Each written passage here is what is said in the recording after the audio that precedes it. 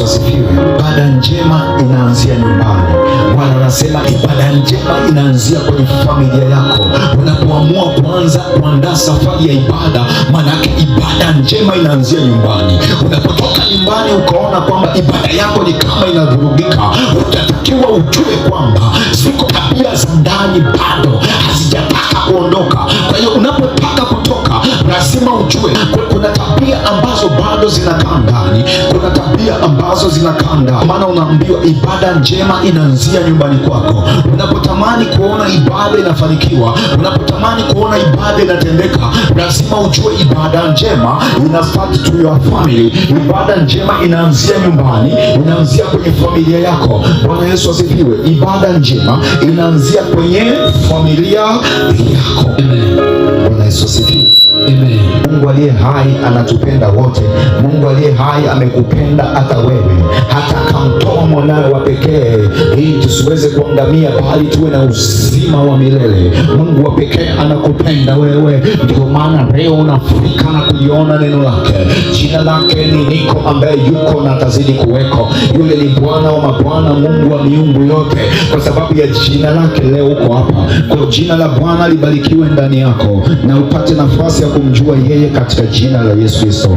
Bwana Yesu asifiwe. Amen.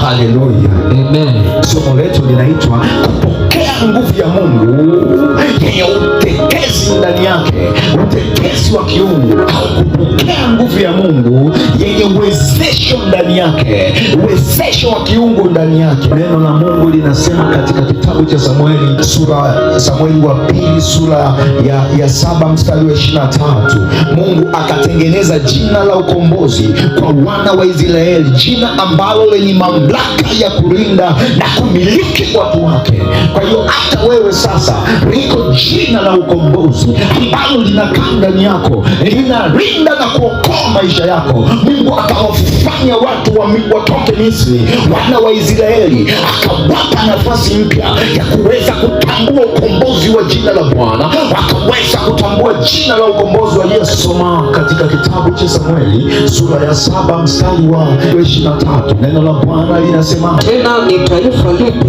duniani lililo kama watu wako? Tena ni taifa lipi duniani lililo kama watu wa nyumbani mwako, lililo kama watu wanaomcha Mungu kwenye familia yako, kama Israeli ambalo Mungu alikwenda kuwakomboa kwa ajili yake.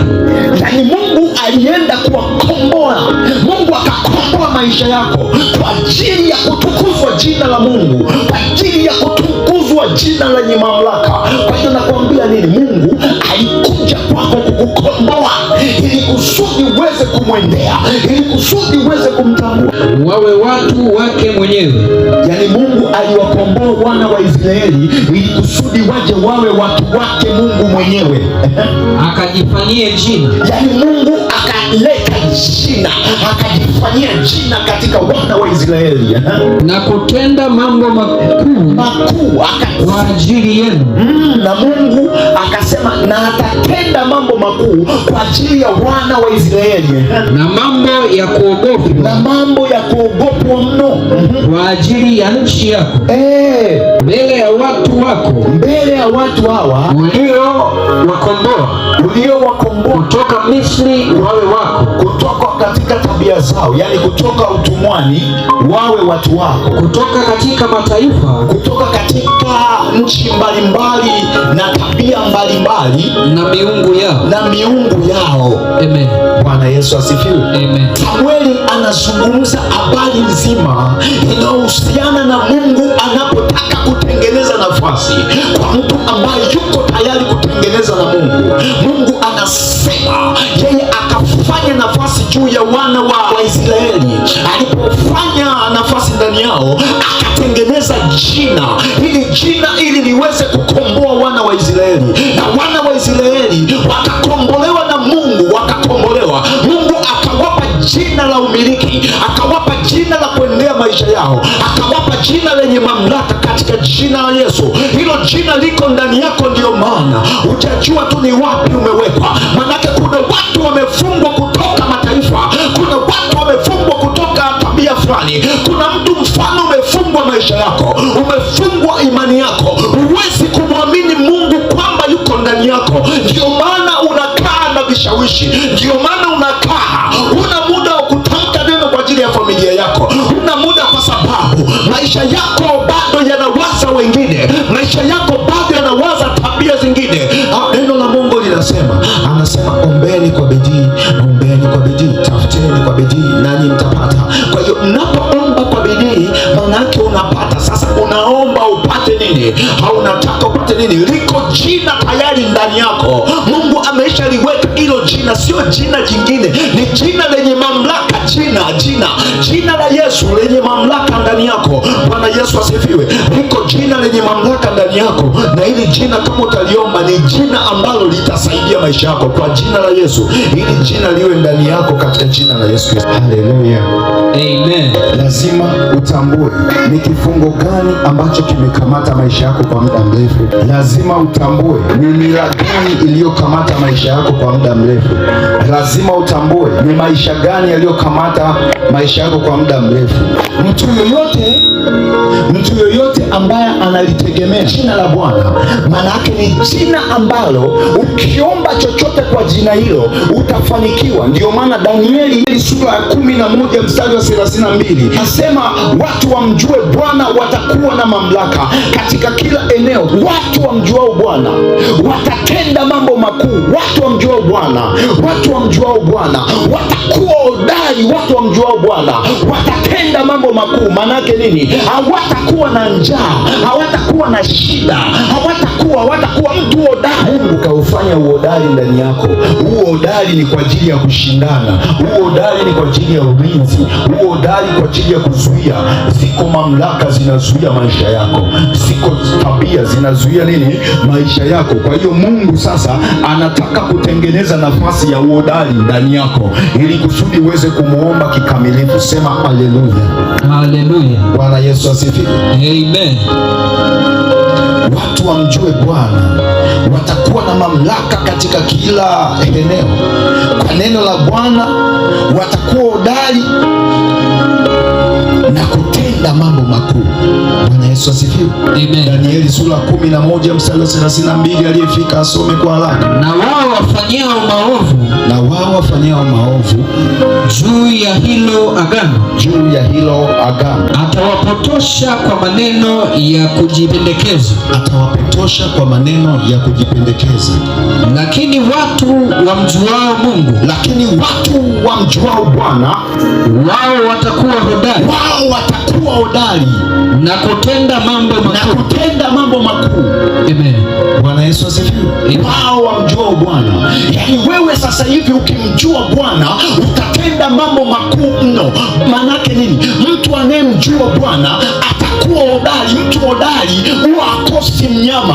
Hodari yeyote. Kuna watu huwa ni hodari. Anaweza akachukua jiwe moja akaua ndege 10 kama alichokifanya nani? Daudi akapiga jiwe moja akaua mtu ambaye anaweza kuua maelfu. Kwa Daudi aliua maelfu kwa jiwe moja. Kwa hiyo mtu hodari ndani yake huwa kuna imani. Ndio maana anapokuwa na imani yake ina uwezo wa kutenda mambo makuu. Kwa hiyo mtu hodari ana uwezo wa kutenda mambo makubwa, ana uwezo wa kutenda mambo makuu. Mtu hodari wamjuao Bwana watakuwa hodari na kutenda mambo makuu. Wamjuao Bwana. Isaya sura 40 mstari wa 28, Isaya anasema watu wamjue Bwana, Mungu wa pekee na wa kweli, Mungu wa kweli. Yuko Mungu kwenye maisha yako ambaye ni wa kweli na wa pekee. Watu wamjue yeye na mzigo wa milele ni wa kwake. Kwa hiyo hata wewe sasa hivi unatakiwa kumjua Bwana, Mungu wa pekee, Mungu wa kweli, wa uzima na wa milele. Kitabu cha Isaya sura ile 40 mstari wa 28 inasema, ndio.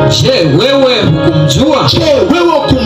Kristo? Hukusikia? Je, wewe hukumsikia kwamba anaponya? Yeye Mungu wa milele. Yaani kumbe yeye alikuwa ni Mungu wa milele. Bwana muumba miisho ya dunia. Hazimii Bwana wala hachoki. Akili zake hazichunguziki. Amen. Bwana Yesu asifiwe. Yuko Mungu wa pekee kwenye maisha yako. Yuko Mungu anayetenda kwenye maisha yako. Yeye hazimii wala hachelewi wala hachoki. Mungu. Huyo Mungu yupo, wao wamjua Bwana. Yuko Mungu ndani yao, wa pekee ndani yao, ambaye azimii wala achoki. Yeye anasubiria tu unataka nini juu ya Bwana. Ndio maana Naumu 1:9 inasema unawaza nini juu ya Bwana, maana yeye atakomesha mambo yote na kukuinua tena. Yako mambo kwenye maisha yako Bwana anasema anataka kuyakomesha, anataka kuyakomesha. Unawaza nini juu ya Bwana? Kuna mambo ndani yako usipoyaacha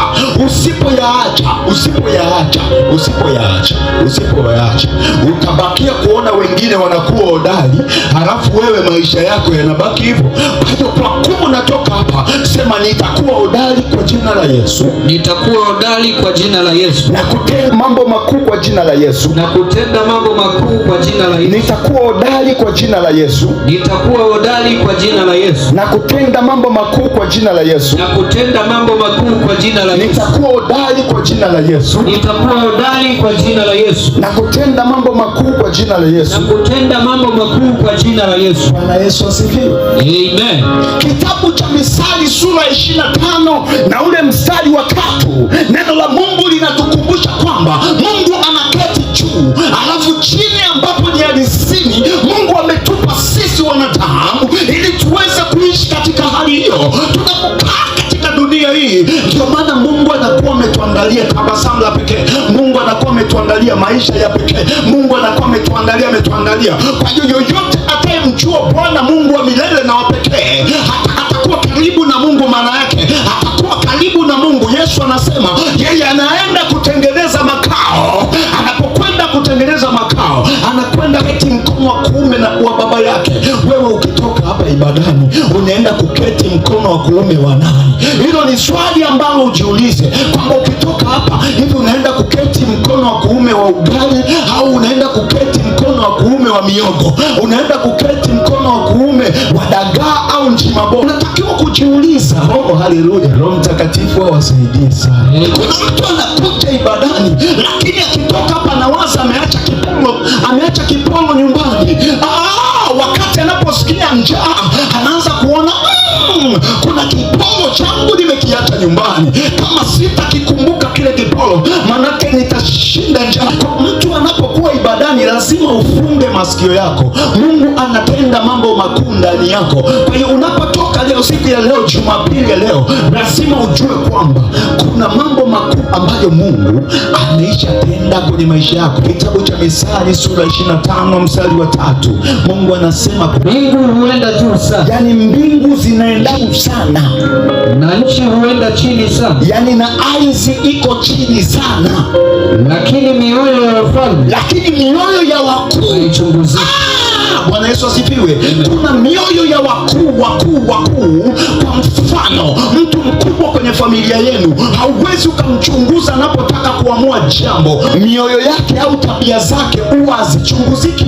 Kwa hiyo mtu yoyote ambaye anaukunda, ukikaa ukashindana naye unaweza ukachelewa. Yani mtu mkuu yoyote ukikaa ukashindana naye mama, unaweza ukachelewa. Ukikaa ukashindana naye baba, unaweza ukachelewa. Haleluya.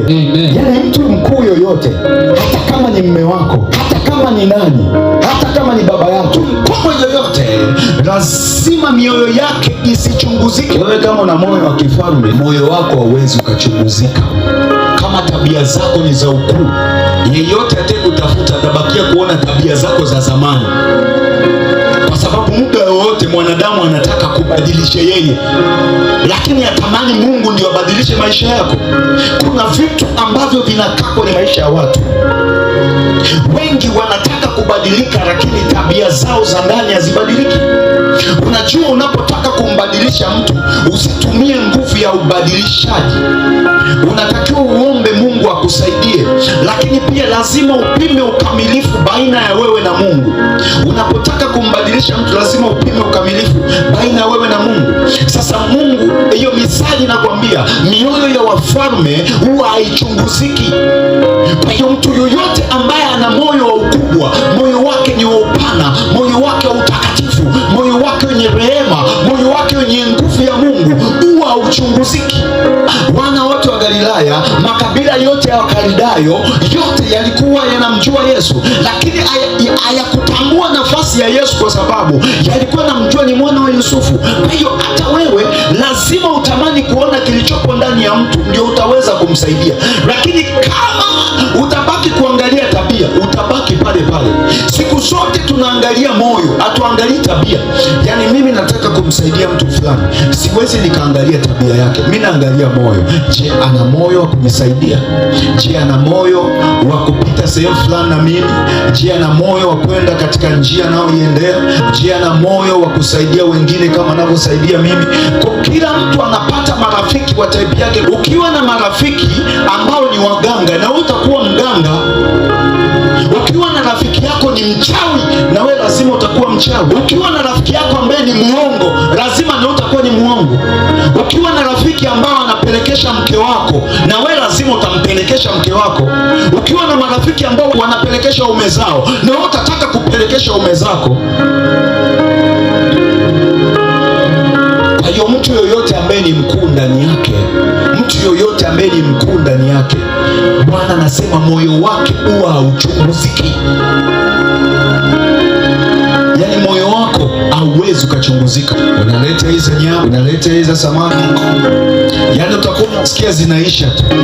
Mboga ilikuwa ina uwezo wa kukaa siku 3, inaanza kukaa siku 1. Kwa nini? Kwa sababu moyo wa wafalme huwa haichunguziki. Sasa mtu huyo anaweza kuwa anakupima kwa level hiyo, anataka kujua hivi tukimaliza mboga leo tutapata mboga nyingine. Sasa na upima moyo wa ufalme kwamba je, unachunguzika? Sasa kila anapopima anaweza kaleta leo akatumia mboga alafu ikaisha, alafu anapima, je, utanunua mboga nyingine? Anashangaa kipindi mboga imeisha, unakuja na kuku ananing'ania. Bwana Yesu asifiwe. Amen. Anasema huyu bwana, tulianza na dagaa, tumekuja samaki, tumekuja na kuku tena. Siku moja wanakula siku moja, kipindi anaisha tu unaleta tena mchicha. Sasa unaanza kuwapeleka shuleni wakalime. Haleluya. Amen. Kwa hiyo moyo wa mtu yoyote ambaye ni mkuu, moyo wake huwa uchunguziki. Yohana sura 14 mstari wa 13. Nanyi mkiomba lolote kwa jina langu, nanyi mkiomba gari, mkiomba nyumba, mkiomba kiwanja, mkiomba fedha, mkiomba ndoa, ukiomba watoto, ukiomba ardhi, ukiomba chochote kwa jina la Bwana, anasema atakutimizia. Hilo nitalifanya. Hilo atalitimiza, ili Baba atukuzwe ndani ya Mwana, ili Mungu atukuzwe aliye ndani ya mwili wa Kristo. Bwana Yesu asifiwe. Amen. Natamani nipite katika level ya kwanza, lakini kumbe nimegundua watu wanapenda kucheka sana. Bwana Yesu asifiwe. Amen. Watu wanapenda kufurahi. Umefurahi, watu wanapenda kufurahi. Kitabu cha Yohana sura 14 mstari wa 13. Yesu anasema, umeomba nini ambacho yeye akashindwa kukupa? Yako maombi unaomba kila siku, wewe mtu ambaye ni mfalme. Yako maombi ambayo unaomba wewe mtu ambaye hauchunguziki. Yako maombi unaomba kila siku. Yako maombi. Sasa ili uweze kujitambua kama wewe ni mfalme, jiulize ndani yako kama Mungu anakujibu. Yaani mtu mfalme akiomba anajibiwa. Sasa kama na wewe ni mfalme, hebu jiulize ndani yako kama unajibiwa. Mtu yoyote ni mfalme, aliye mfalme, mtu yoyote, maombi yake yoyote atakayoyaomba lazima yatajibiwa. Lazima Mungu atayajibu. Lazima Mungu atayajibu. Lazima Mungu atayajibu. Lazima Mungu atayajibu. Lazima Mungu atayajibu. Kwa hiyo mtu ambaye ni mfalme, mtu ambaye ni mfalme, ambaye unatakiwa kutenda mambo makuu, na mtu ambaye bado ni hodari, chunguza sasa hivi roho yako kwamba hivi mimi ni mfalme ambaye Bwana amenipa moyo wa kifalme. Huu moyo wa kifalme, je, nina uwezo wa kutenda mambo? Bwana Yesu asifiwe. Amen. Pengine unaweza usijue ya kwamba hayo mambo makuu unashindwa kuyatenda. Kwa sababu gani? Ziko laana ndani yako za kinywa. Haleluya. Amen. Misali sura 26 mstari wa 2. Kama shomoro katika kutangatanga kwake, kama shomoro katika kutangatanga kwake, na kama mbai mbayuwayu katika kuruka kwake, na kama mbayuwayu katika kuruka kwake, kadhalika laana isiyo na sababu haimpigi mtu. Ni sawa na haimpati mtu. Bwana Yesu asifiwe. Sasa kuna watu ndani yao wana neema ya ukuu, lakini ndani yao kuna laana. Yaani mtu wewe ni mkuu, una neema kuu, lakini ndani yako kuna laana. Hauwezi kufanikiwa, ndani yako kuna laana. Na wewe ni mfalme, ila una umiliki, ila una hatua nzuri, lakini ndani yako kuna laana. Bwana Yesu asifiwe. Amen. Ziko laana ndani, na usipotaka kujua hili, manake kuna maagano lazima uyavunje. Unamwambia Bwana, naomba uondoe kila laana ndani yangu, alafu Bwana achilia ukuu. Baba, nataka ile ndani yangu ionekane nje. Baba, nataka ule undani wangu uonekane nje. Ni sawa na mtu tu mzinzi. Mtu mzinzi anajificha, hataki kuonekana, tabia zake zinajulikana. Kama utaonwa na mume wako, utaonwa na jirani. Kama utaonwa na jirani, utaonwa na rafiki wa mume. Lazima ukumbuke kuna laana kwanza. Unaanza kumwambia Bwana, Baba, katika jina la Yesu ninakataa kila laana. Kuna uhalali ambao uko ndani yako, na huu uhalali unapatikana katika nafasi ya utambulisho. Nafasi ya pili ni mamlaka yako, lakini nafasi ya tatu ni kibali chako. Nafasi ya nne ni ushawishi wako. Nafasi ya tano ni nguvu yako. Sasa katika nguvu kuna nguvu aina mbili. Kuna nguvu ya mwili na nguvu ya roho. Haleluya. Amen. Laitetea elisteve kavlistevena robostevea teshkepele katai mintepina taliskopon ha. Sema Bwana Yesu. Bwana Yesu. Bwana Yesu. Bwana Yesu. Naomba uhalali wangu. Uhalali wangu. Uhalali wangu. Uhalali wangu. Udhihirike ndani yangu. Ndani yangu. Uhalali wangu. Uhalali wangu. Udhihirike ndani yangu. Ndani yangu. Katika jina la Yesu. Katika jina la Yesu. Katika jina la Yesu. Bwana Yesu asifiwe. Roho ya ufalme ndani yake. Roho ufalme ni umiliki. Mtu yoyote ambaye ni mkubwa, mwenye roho ya umiliki, akiomba chochote anajibiwa. Ndio maana Yesu anasema kwamba mtaomba chochote kwa jina langu nami nitalitimiza. Liko jambo ambalo natamani kuomba kwa jina la Yesu, lakini huoni matokeo ya maombi yako. Ndani yako unataka uchunguze sasa kwamba kuna ukuu ndani yangu au ni mimi mwenyewe ndio niko ndani.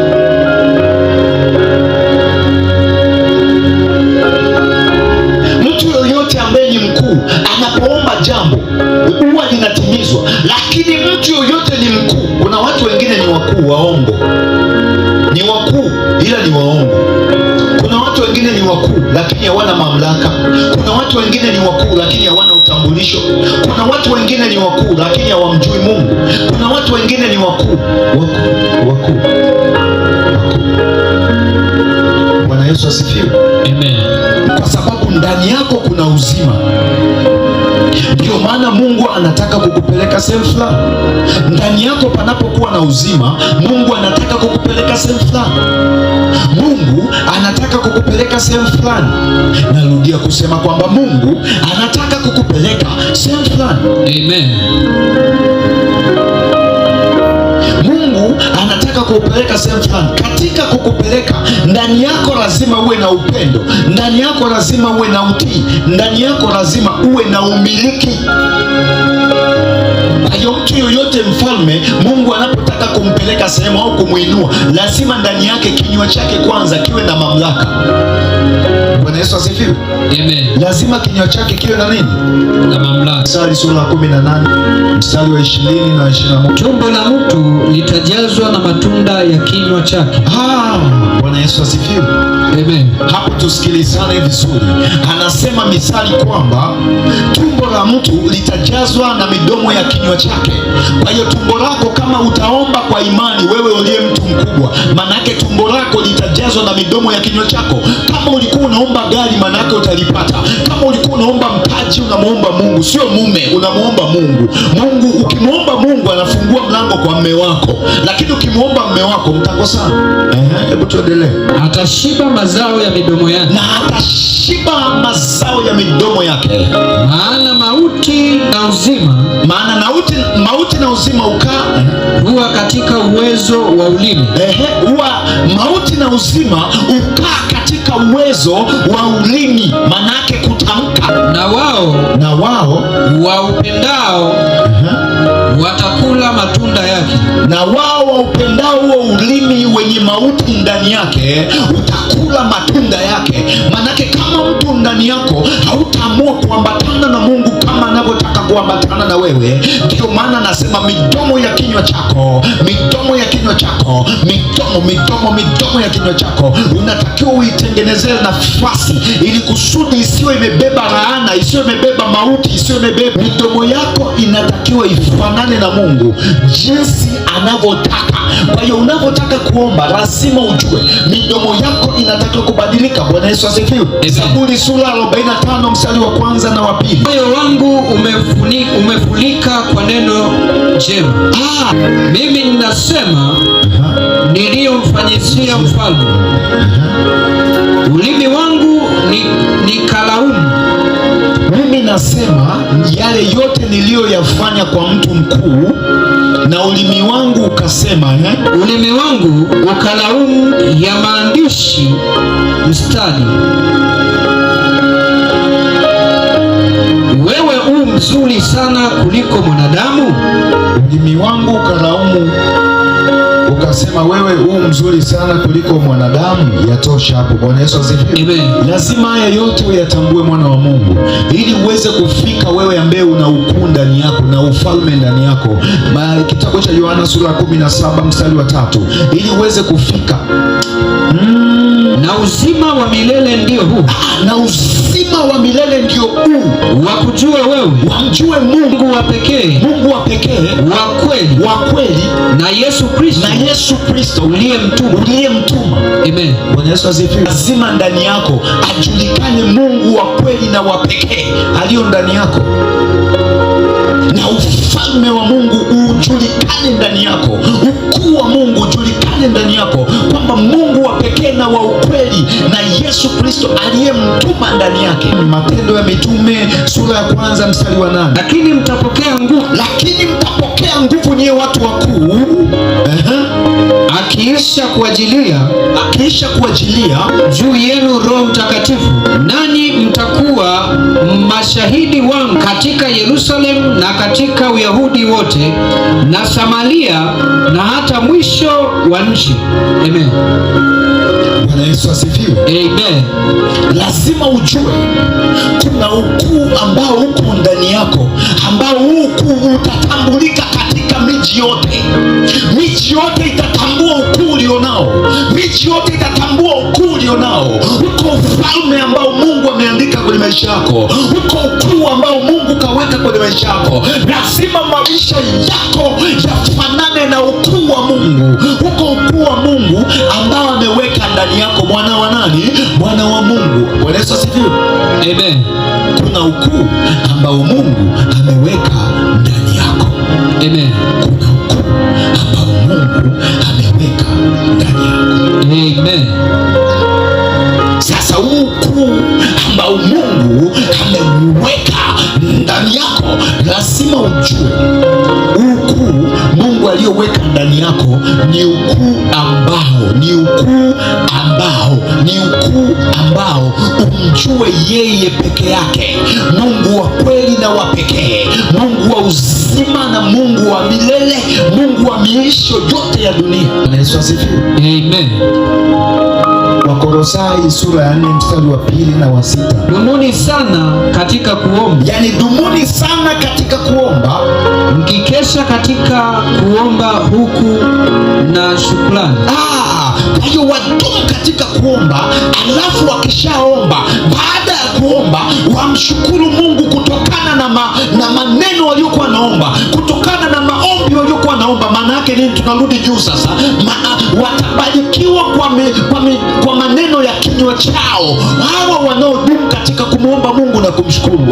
Mkituombea na sisi pia kwamba Mungu atufungulie mlango.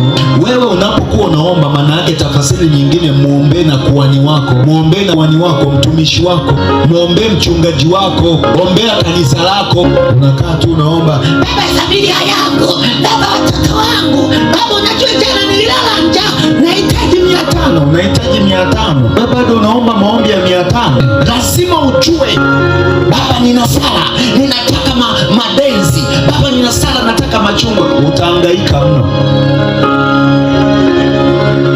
anasema anayatambua maneno ya kinywa chako, maneno ya ulimi wako. Manake unapokuwa unaomba, rudi nyuma, kumbuka kumshukuru. Katika unavyoomba, mshukuru Baba. Unasema, Baba asante kwa neno lako. Baba ninatuma moto, ninakushukuru kwa sababu unaenda. Baba ninaagiza nguvu zako, kwa sababu unaziona. Nakushukuru kwa sababu ninaona nguvu. Baba katika jina la Yesu ninaondoa kila maagano. Asante kwa sababu unayaondoa. Baba katika jina la Yesu ninalituma neno lako. Asante Baba kwa sababu neno linakwenda. Baba asante kwa jina la Yesu. Baba ninaona matendo yako. Yesu asante na kushukuru kwa sababu matendo yako yanaenda. Mungu unayejua, Mungu unayejua, Mungu unayefanya. Asante kwa sababu nakuona Bwana, unajua Baba, nakuona unafanya. Hiyo ndio maana ya kuomba na kumshukuru Mungu. Unaomba huku na mshukuru Mungu. Bwana Yesu asifiwe. Maliza hapo tuende. Mkituombea na sisi pia kwamba, mkituombea na sisi wachungaji wenu kwamba Mungu atufungulie milango pia kwa lile neno lake, kwa lile neno tuinene siri ya Kristo, ambayo kwa ajili yake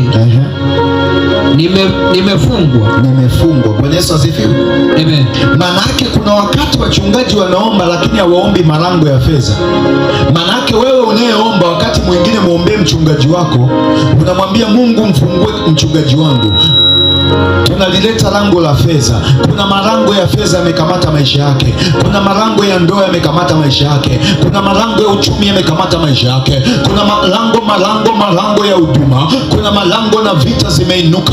Baba, tunahitaji neema yako iende kwa mtumishi wako, imsaidie, mfungue mtumishi wako katika jina lako Bwana Yesu.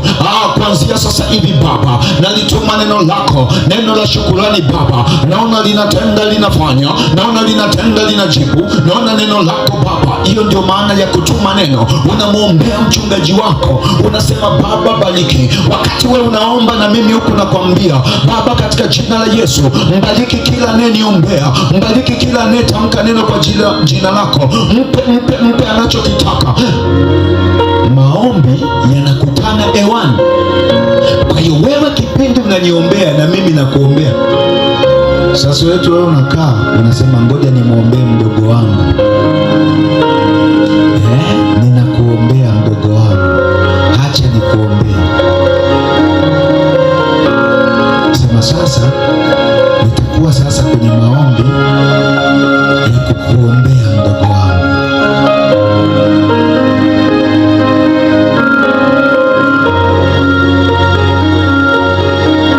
Bwana atafanya, nitakuombea mdogo wangu. Tukipiga Baba, mkumbuke na yeye. Baba kumbuka.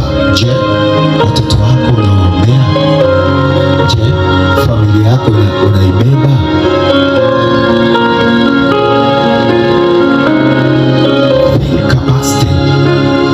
Fikiria kwa ukubwa zaidi. Unapotaka kumwomba Bwana, kumbuka na watu wanaokuzunguka, kumbuka na mtu uliye naye, kumbuka na watoto wako. Anzia chini, yakusanye maisha yako.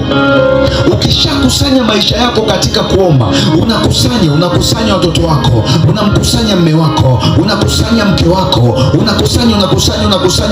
Ukimaliza unapiga nje.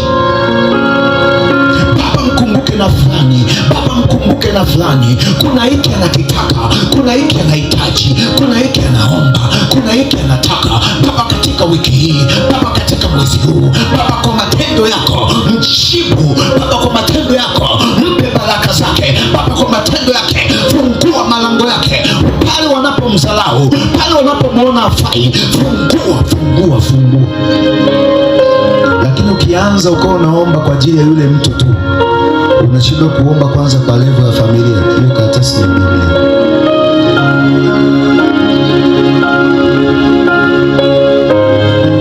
Watu wamjue Bwana Mungu wa kweli na wa pekee, na ufalme wake na uzima wa milele ni wa kwake. wake. Ndio maana watu wamjuao Bwana watakuwa hodari. Ukimjua Bwana utakuwa hodari. Ukimjua Bwana utakuwa hodari na kutenda mambo makuu. Mtu anayemjua Bwana anatenda mambo makuu. Ukimjua Bwana utatenda mambo makuu. Kama utamjua Bwana utatenda mambo makuu. Utaacha kufunga kwa ajili ya familia yako. Utaacha kufunga kwa ajili ya watoto wako.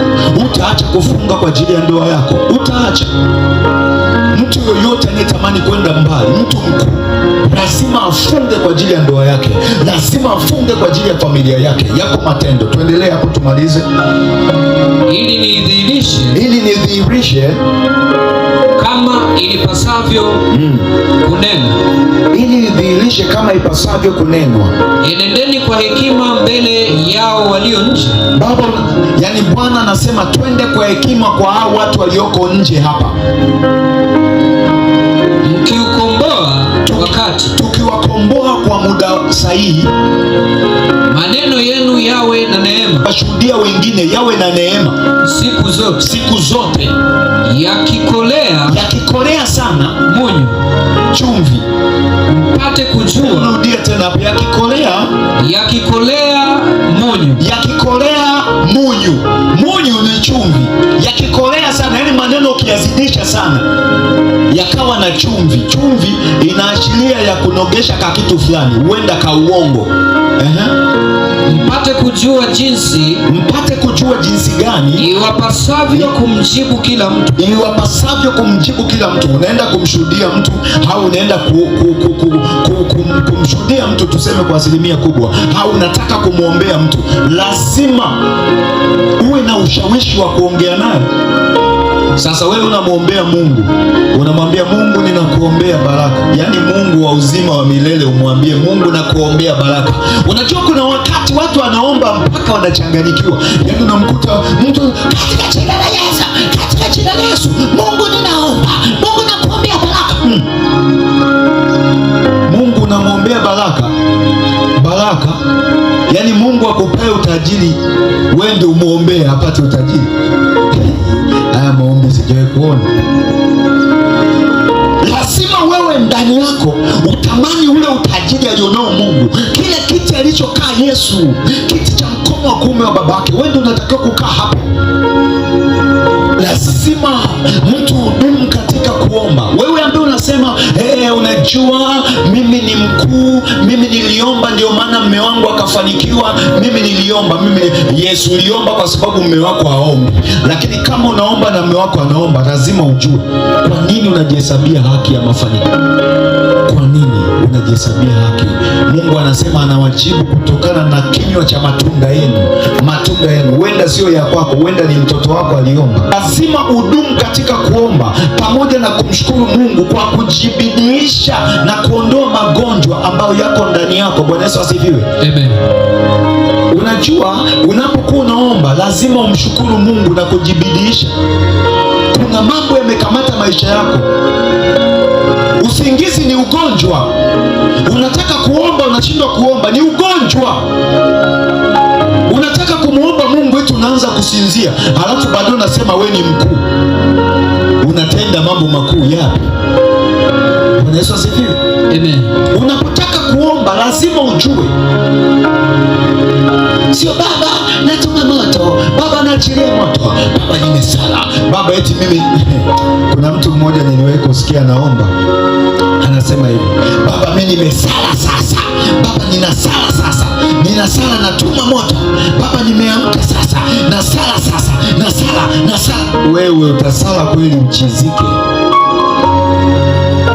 Yaani kama Yesu ndo angekuwa anatenda kwa staili hiyo, basi hata kuna wengine wangekuwa wanasala, hata wewe wangepona. Mungu anainua watu, yani bado niko katika level ya ufalme. Mtu mfalme ni mtu gani? Lazima uwe na utambuzi zaidi, wewe mtu ambaye una ufalme ndani yako. Ndio maana Mungu anaviinua siku zote vile ambavyo vyenye udhaifu, kinachojifanya chenyewe kina nguvu kuliko Mungu, anainua kinyonge. Hebu soma kwanza Yohana sura 17 mstari wa 18. kama vile ulivyonituma mimi ulimwenguni, nami vivyo hivyo naliwatuma hawa ulimwenguni. Bwana Yesu asifiwe. Amen. Bwana Yesu asifiwe. Amen. Yaani kama Yesu anavyosema kwamba alivyotumwa na Baba yake ulimwenguni, na yeye amewapa vile vitu ambavyo alivyotoka navyo mbinguni, akawapa wafalme, akawapa watu wakuu, akawapa watu ambao wanatambua wanaenda wapi, sio wanaolala na kusinzia. Bwana Yesu asifiwe. Amen. Sio wasinziaji. Jina la Yesu. Na yeye anasema na mimi ni mkuu.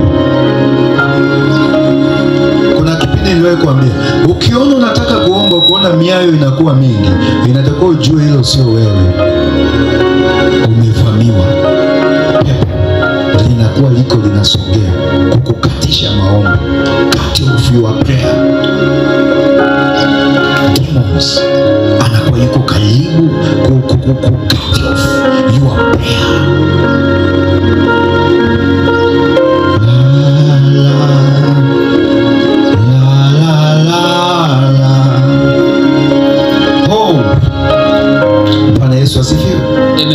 Yesu anasema ya kwamba vile vitu alivyopewa na Baba yake baada ya kuja duniani, na yeye amewapa wale wakuu, wafalme waliokuwa wanatambua nafasi yake ndani yake.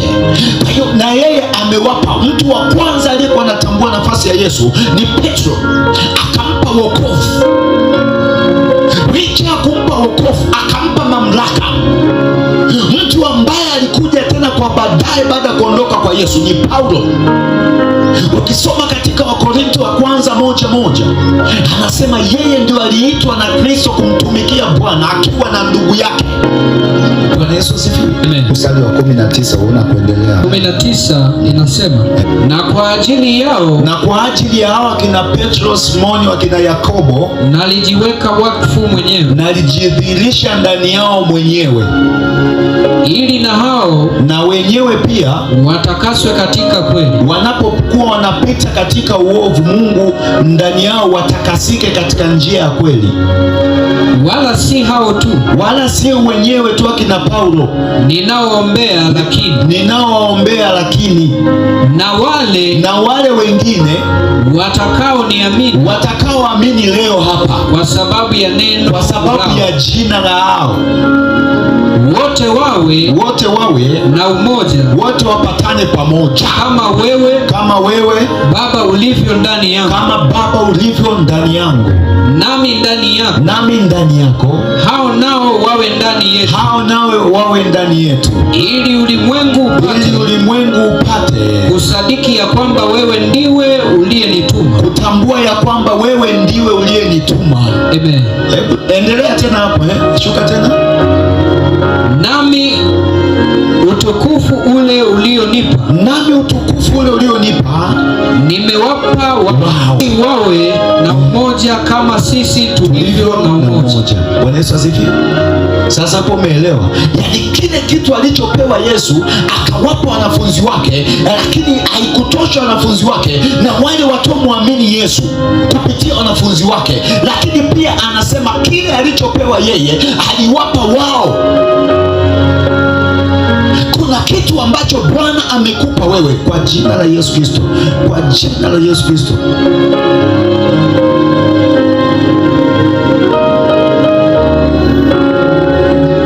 Kuna kitu ambacho wewe Bwana amekupa. Kuna kitu ambacho wewe Bwana amekupa katika jina la Yesu Kristo. Kuna kitu ambacho Bwana amekupa. Kuna kitu ambacho Bwana amekupa. Kuna kitu ambacho Bwana amekupa. Kinywa sikia. Kinywa sikia katika jina la Yesu. Kinywa sikia katika jina la Yesu. Kinywa sikia katika jina la Yesu. Kile alichopewa na Bwana ndio amewapa wao. Hao wakina nani? Wanaoliamini jina la Yesu, wanaoamini jina la Yesu, wanaoliamini jina la Yesu.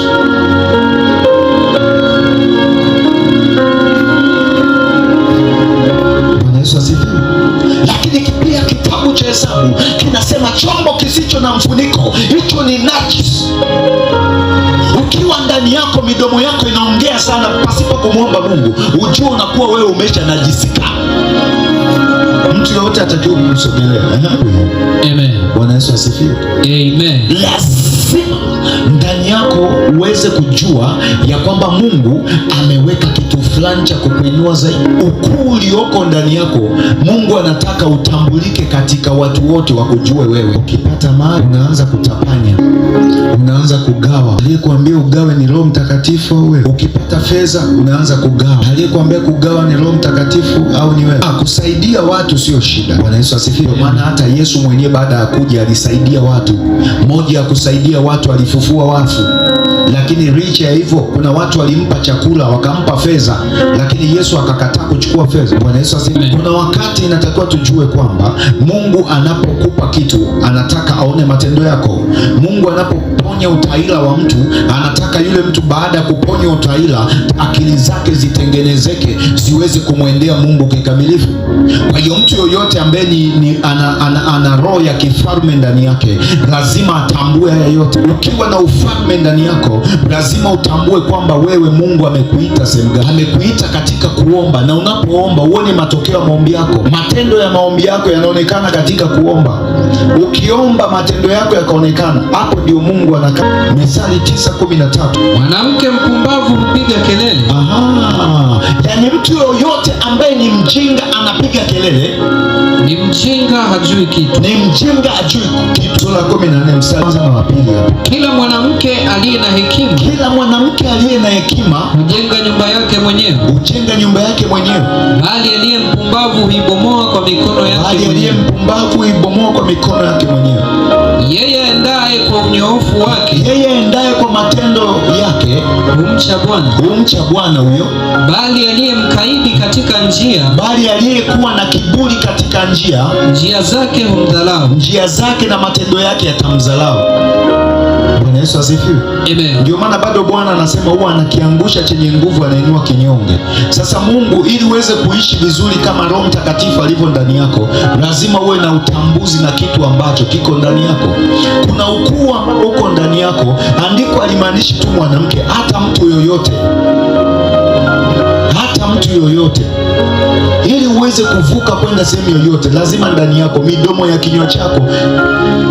Soma Mithali 17:27 inasema, azuiaye maneno yake mwenyewe, azuiaye maneno yake yeye mwenye nyamaza, huhesabiwa ana hekima. Huhesabiwa ana hekima. Akifumba midomo yake, akifumba kinywa chake, huhesabiwa ufahamu wake. Maana yake huhesabiwa kuwa na utambuzi. Sasa siku zote watu wanaokaa kimya wanaitwa wapumbavu. Yaani naongea naye ananidharau. Sasa Yesu kuna vitu ameshaweka kwa watu. Ili uweze kutambua vitu ambavyo Yesu ameweka kwa watu wakuu, watu wafalme, lazima ndani yako utambue. Sio kila mtu anapenda kuongea na wewe. Sio kila mtu anatamani kuzungumza. Usilazimishe kuongea sana na watu, ili kuweza kulinda kinywa chako. Bwana Yesu asifiwe. Amen. Lakini andiko letu la mwisho lilikuwa ni Yohana sura 14 mstari wa 13, kwamba umewahi kuomba nini kwa Bwana na yeye akashindwa kulitimiza? Liko jambo ambalo uliwahi kuomba kwa Bwana. Liko jambo ambalo uliwahi kuomba kwa Bwana. Liko jambo ambalo uliwahi kuomba kwa Bwana. Liko jambo ambalo uliwahi kuomba. Liko jambo. Tuseme Bwana Yesu. Bwana Yesu, asante kwa neema yako ndani yangu, nipunguzie mizigo ndani yangu, nina mzigo kuanzia sasa. Baba, simama nami. Uko mzigo umekaa ndani yangu. Uko mzigo wa kiburi. Uko mzigo wa kinywa. Uko mzigo wa kujiinua. Kuanzia leo. Baba, Baba, ninapotoka hapa, ninaomba nitue mtume yako maagano yamekamata wasaidizi wa hatima kwa sababu ya kiburi changu. Siku ya leo Bwana Yesu, naomba nguvu zako zinisaidie, nguvu zako zinisaidie katika jina la Yesu. Baba, ninaomba nguvu, naomba neema yako, naomba utakaso wako, naomba shukrani zako siwe ndani yangu, zinisaidie maisha yangu katika jina la Yesu. Anza kumwambia Bwana. Baba, katika jina la Yesu, naomba nguvu zako. Jina la Yesu Kristo, wewe ni Mungu mwenye mamlaka na mwenye nguvu, mwenye uwezo. Baba, tunakuja mbele zako, tunasema asante Baba kwa matendo yako. Tunaiomba nguvu yako itendayo kazi ndani yetu Bwana, kama vile Bwana ambavyo ulisema Bwana, katika jina la Yesu Kristo. Tutaomba neno lolote kupitia jina la Yesu Kristo, naye Bwana atakutendea ili Baba atukuzwe hapa duniani. Nasi tunaomba Baba nguvu yako, tunaiomba nguvu ya utakaso, tunaiomba nguvu ya rehema, tunaiomba nguvu yenye mamlaka yote Bwana, nguvu ya uponyaji, nguvu yenye utakaso, nguvu yenye kufufua kila vitu vilivyokufa